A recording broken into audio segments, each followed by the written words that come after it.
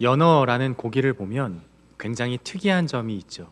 물론 맛있기도 하지만 이 연어가 강에서 태어나서 바다에서 살다가 다시 산란기가 되면 그 강을 거슬러 오르는 그 장면을 보며 어렸을 적에 참 신기하다 이런 생각을 했습니다.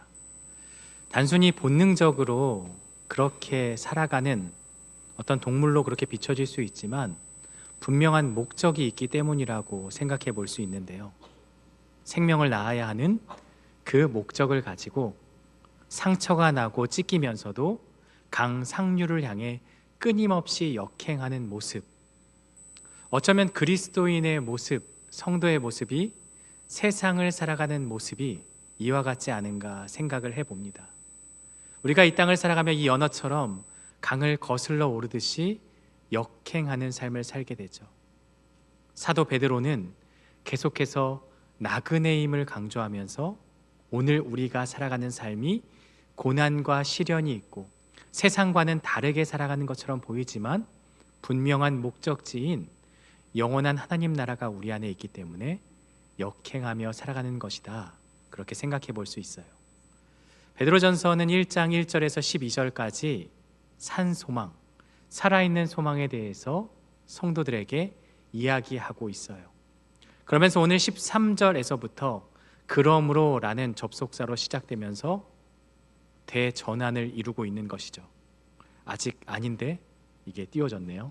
이 13절부터 이제 새롭게 전환이 되어져서 이제 성도가 어떻게 살아야 할지 그것에 대해서 이야기하고 가르쳐주고 있는 장면이죠.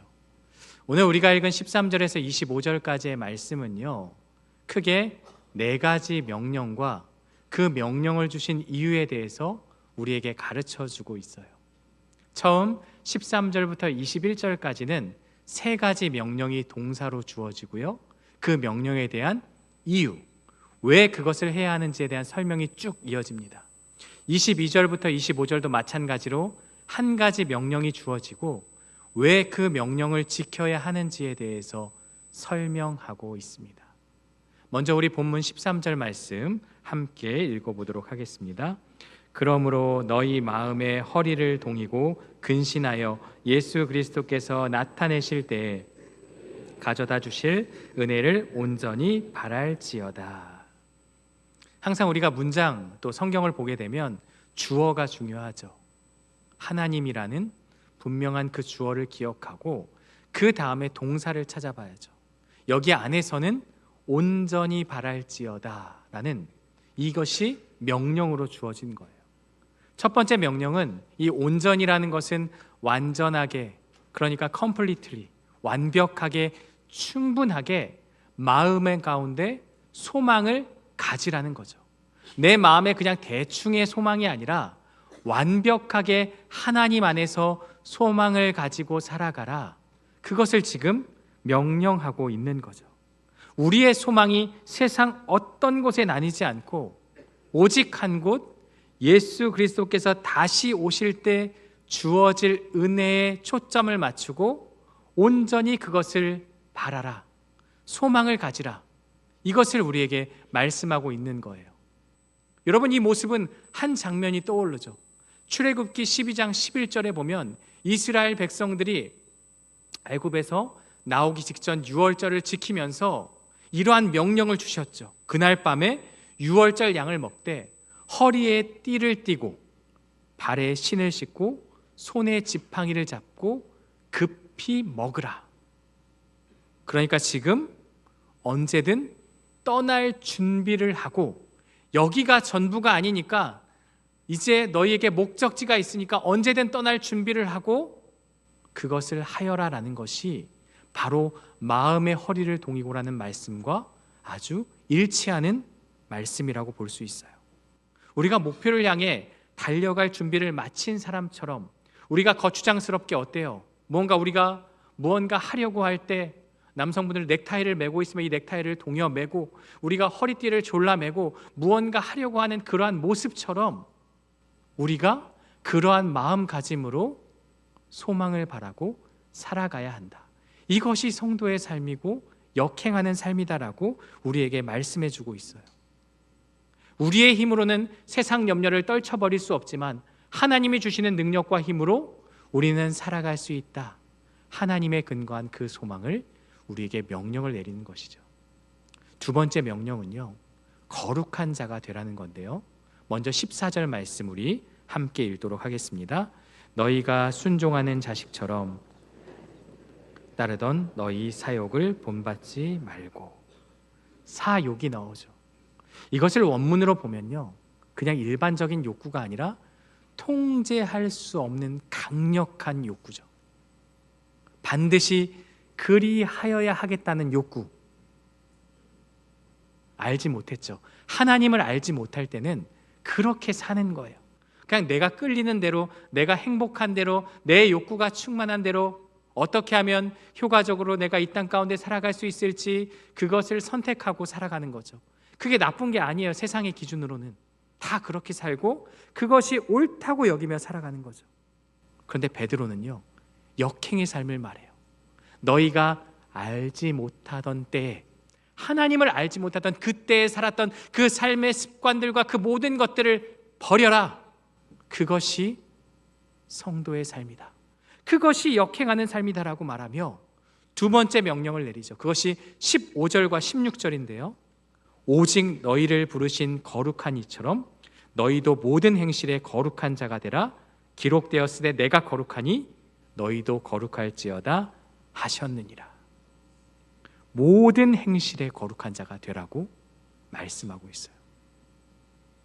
그런데 거룩한 자가 되라는 건 지금 당장 모든 것을 다 끊어버리고 되라가 아니라 비커밍이죠. 되어가라. 너희가 한순간에 모든 것을 바꿀 수는 없겠지만 알지 못하던 때의 그 사욕을 너희가 깨달았으면 이제는 그러한 삶을 살도록 되어가는 것, 발전하는 것, 그러한 삶을 사는 것을 우리에게 명령하고 있는 거예요. 그리고 그 명령의 근거가 어디에 있냐면 내가 거룩하니 너희도 거룩하라. 레위기 11장 45절의 말씀을 인용하면서 우리에게 가르쳐주고 있는 거예요. 특별한 순간만이 아니라 모든 순간에, 무엇을 먹고 입는 그 사소한 순간에 우리가 하나님의 거룩하심을 생각하며 거룩한 자가 되어야 한다는 거죠. 여러분, 이게 굉장히 어려운 일입니다. 보여지는 장면에서, 보여지는 순간에서 거룩은 쉬워요. 거룩한 척 하는 건 쉬워요. 그런데 정말 보이지 않는 곳에서, 하나님이 아는 그곳에서 내 일상에서 거룩을 드러내는 것은 쉽지 않은 거죠. 직장 생활을 하다가도, 사업을 하다가도 세상의 방법에는 위배되지 않는 그러한 일인데 적어도 우리의 양심, 하나님이 주신 그 말씀에 의하면 이상한, 하지 않아야 될 그러한 일들이 있는 거죠. 그것에서 거룩한 자가 되어야 하는 거예요. 세상에서는 경쟁 사회이기 때문에 밟고 일어서야죠. 저 사람을 이기지 않으면 내가 설 수 없기 때문에 그게 세상의 약육강식의 원리고 바른 이치죠. 그런데 성경은 아니다. 상대방에게 상처를 주면서까지, 아픔을 주면서까지 그렇게 해서는 안 된다. 이것이 역행하는 삶, 거룩의 삶이라고 우리에게 말하고 있어요.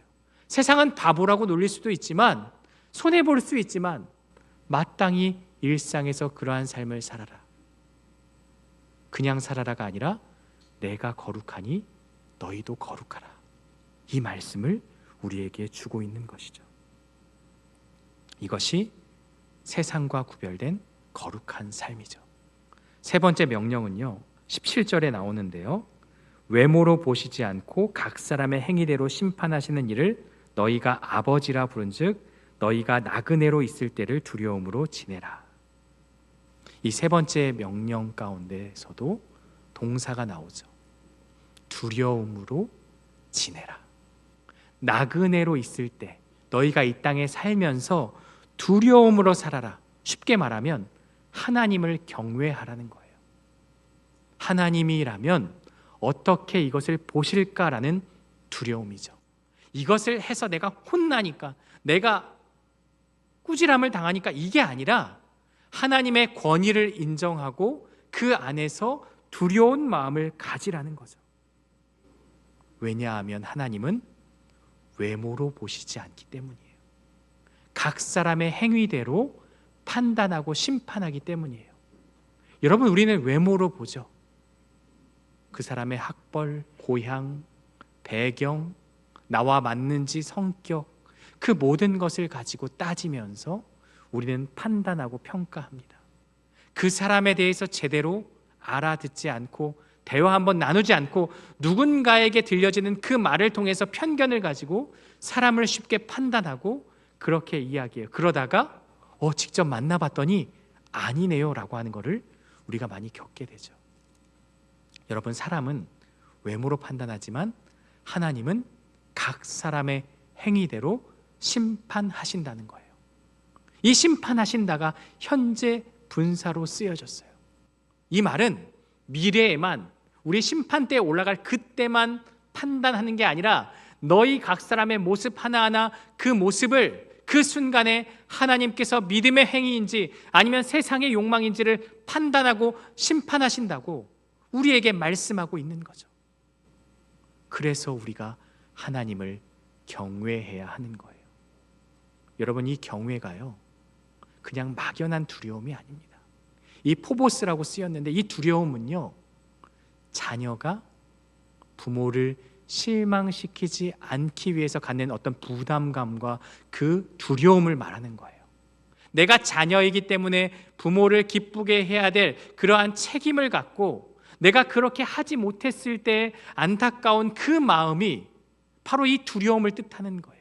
우리가 하나님의 자녀이기 때문에 하나님을 기쁘시게 해야 하고 그렇게 하지 못했을 때 그 아픔을 이 경외로, 두려움으로 지금 표현하고 있는 거죠.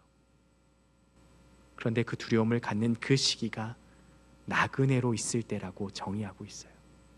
여러분, 나그네는요, 세상 문화에 동화되지 않아요. 나그네는요, 세상의 가치관이 전부라고 생각하지 않아요. 왜냐하면 떠날 때가 있기 때문에, 목적지가 있기 때문에, 이 땅 가운데서 나그네로 살아가기 때문에, 그것이 전부가 아니기 때문에 사람을 의식하며 사는 것이 아니라 하나님을 의식하며 사는 거죠. 이 세 가지 명령이 주어졌습니다. 그 다음은 이 명령을 주신 이유, 왜 이렇게 살아야 되는지에 대해서 베드로가 설명하고 있는데요. 우리 18절 말씀 함께 읽어보도록 하겠습니다. 너희가 알거니와 너희 조상이 물려준 헛된 행실에서 대속함을 받은 것은 은이나 금같이 없어질 것으로 된 것이 아니요. 너희가 안다. 너희가 모른다가 아니라 알고 있다고 분명히 얘기하고 있어요. 그러면서 왜냐하면이라는 단어는 없지만 왜 이런 명령을 주셨는지에 대한 이유를 설명하고 있죠. 대속함을 받았기 때문에, 조상들의 어떤 그 악한 행실에서, 헛된 행실에서 대속함을 받았기 때문에 온전히 바랄 수 있고 거룩함을 가질 수 있고 우리가 하나님을 두려워할 수 있다.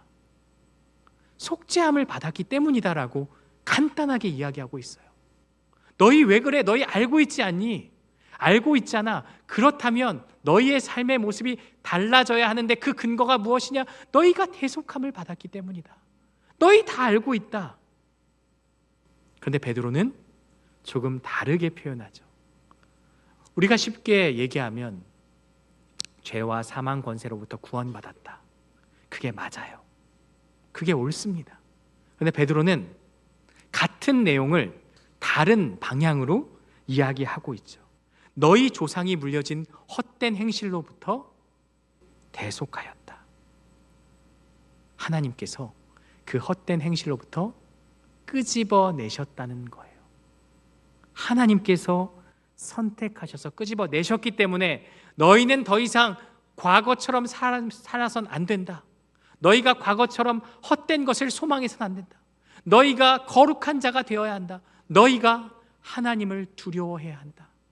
이것이 그 이유다라고 분명하게 말씀하고 있어요. 왜 소망을 품고 살아야 하는지 19절에서 계속해서 설명하는데요. 오직 흠없고 점없는 어린 양 같은 그리스도의 보배로운 피로 된 것이니라.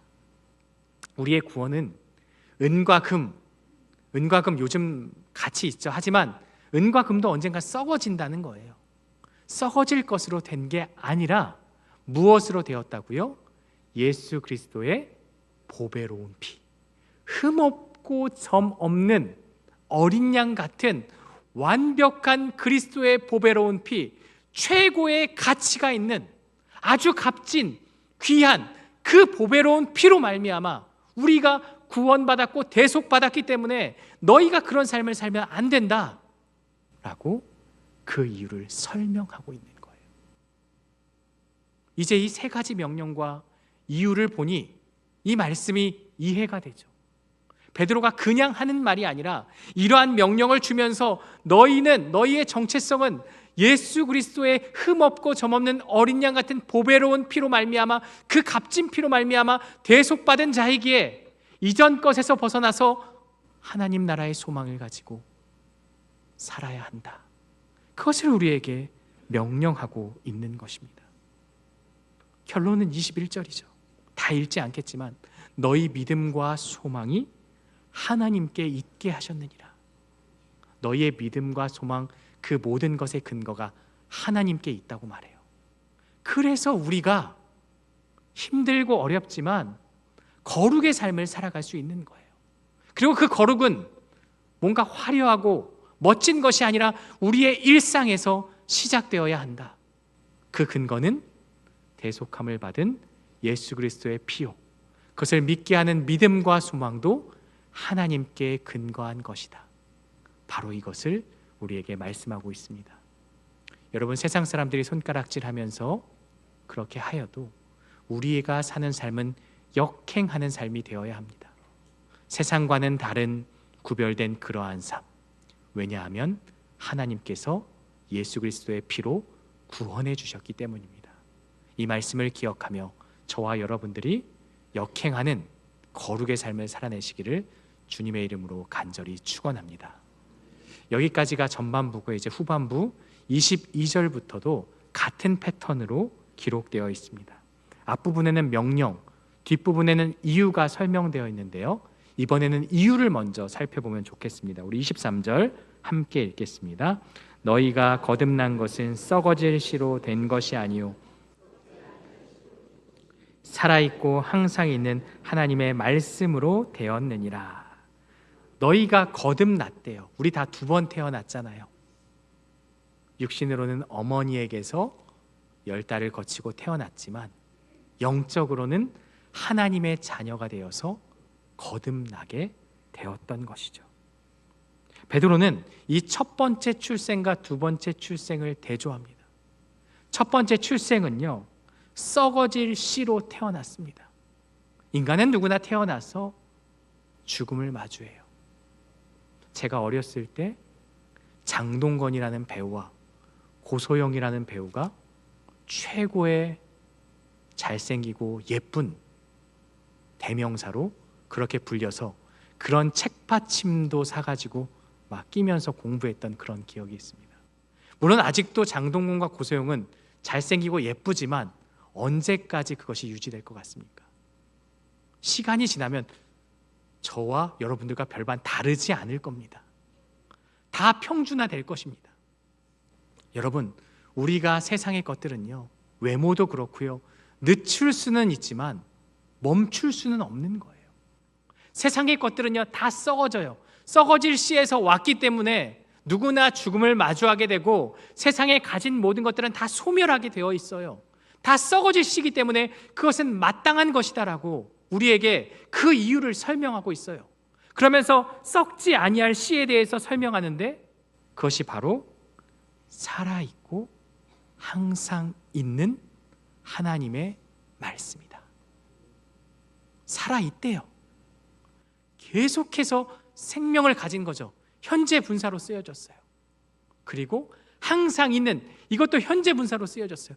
지속적으로 영원히 머물고 있는 그 살아있는 하나님의 말씀이 우리 안에 거하기 때문에 그 씨가 뿌려져서 우리가 다시 태어났기 때문에 이제 새로운 네 번째 명령을 행해야 한다라는 것이죠. 그 명령이 무엇인지 우리 23절을 함께 읽도록 하겠습니다.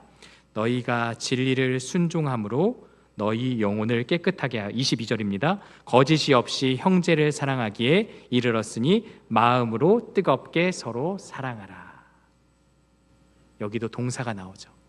마음으로 뜨겁게 서로 사랑하라. 여러분, 구원받으면 하나님과의 우리와의 관계만 회복되었고 그것으로 끝이라고 생각할 수 있어요. 하지만 성도와 성도 간에 그 사랑도 일어나야 함을 우리에게 설명하고 있어요. 앞에 세 가지 명령은 하나님과의 관계죠. 그 수직적인 관계. 그리고 이 네 번째 명령은 성도와 성도 간의 수평적인 관계를 설명하고 있습니다. 하나님을 사랑하는 자만이 형제를 사랑할 수 있다. 이 정의는 형제와 자매를 사랑하지 않는 자는 하나님을 사랑하지 않는 것과 같다. 여러분, 신앙생활 혼자서 얼마든지 잘할 수 있다고 생각할 수 있어요. 그래서 대형 교회를 찾기도 해요. 아무도 나에게 관심을 가져주지 않고 그냥 조용히 신앙생활 하는 것. 그런데 아무리 제가 성경을 읽고 말씀을 보아도 그러한 신앙생활은 바르지 않다는 것을 깨닫게 돼요. 왜 교회를 주셨고 공동체를 주셨습니까? 그 안에서 교제하며 뜨겁게 사랑하며 그 안에서 또 작은 교회를 이루어가며 그 안에서 하나님께 받은 그 사랑을 실천하라고 우리에게 말씀하고 있는 거예요. 우리 공동체는요, 나이가 많든 적든 학벌이 어떠하든 배경이 어떠하든 상관이 없어요. 그냥 다 하나님을 아버지로 모시고, 그래서 한 하나님을 모시고 모두가 형제 자매가 되었기 때문에 세상의 공동체와는 다른 공동체가 바로 교회 공동체라는 거죠. 그래서 교회는 뜨겁게 사랑하는 이 사랑이 있어야 하는 거예요. 그리고 내가 그 사랑을 받지 못해서 아쉬워하는 게 아니라 내가 그 사랑을 먼저 주면 되잖아요. 왜 내가 받지 못한 것만 생각합니까? 내가 먼저 손 내밀어주고 안아주고 감싸주는 그러한 형제 사랑, 그것을 우리에게 말씀하고 있는 것입니다. 사랑하는 성도 여러분, 오늘 우리가 이 베드로전서 13절에서 25절의 말씀을 살펴보았고 네 가지 명령을 보았습니다. 첫 번째가 온전히 바랄지니라, 소망을 품는 것이고요, 거룩한 자가 되는 것이고요, 그리고 하나님을 경외하는, 두려워하는 마음입니다. 그리고 이것이 모아져서 형제 사랑으로 이어져야 되고 그 모든 것의 근거가 하나님의 대속함에 있다는 그러한 원리를 우리가 살펴보았습니다. 사랑하는 성도 여러분, 우리가 가는 방향, 이 명령들은 세상이 가는 방향과 정반대입니다. 그래서 이 연어의 모습처럼 강을 거슬러 오르는 것처럼 우리는 성도의 삶을 살아가게 되어지는 것이죠. 그 과정에서 우리는 그리스도를 닮아갑니다. 물론 힘들고 어렵습니다. 그런데 우리는요, 혼자가 아니에요. 우리를 부르신 하나님이 우리와 함께하고 있고 우리를 구원하신 예수님의 피가 우리 안에 있고 성령이 우리 안에 거하고, 더 중요한 것은 함께한 믿음의 공동체, 우리의 형제 자매가 우리 양 옆에 있기 때문에 우리는 그 삶을 살아갈 수 있는 것입니다. 바라기는 저와 여러분 모두가 세상과는 다른 방향이지만 하나님이라는 목적을 가지고 역행하는 삶을 믿음으로 살아가는 저와 여러분들 되시기를 주님의 이름으로 간절히 축원합니다.